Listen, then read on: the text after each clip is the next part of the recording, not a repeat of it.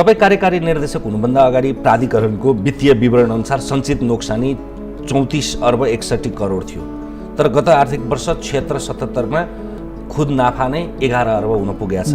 त्यस्तै चुआउटमा करिब 46% नियन्त्रण गर्नुभयो, अर्थात् 7 अर्ब नाफा, 7 भन्दा बढी हुन्छ होला।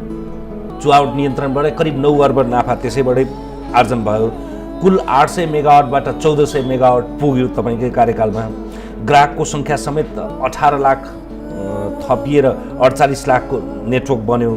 यी सबै पूर्व योजना नै थियो अथवा सनै गर्दै जाँदाका उपलब्धि हुन्, अथवा यसलाई कसरी गर्न चाहे के हुँदैन भनेर प्रेरणाले नै कुन रूपमा ग्रहण गर्यो?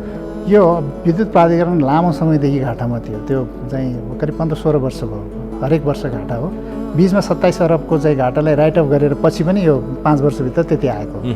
अब यसलाई यो त प्राधिकरणको लागि त कुनै बेला चाहिँ कर्मचारीले तलब खान पनि, हामीले ब्याङ्कबाट ऋण लिनुपर्ने, सरकारको मुख ताक्नुपर्ने अवस्था थियो नि त।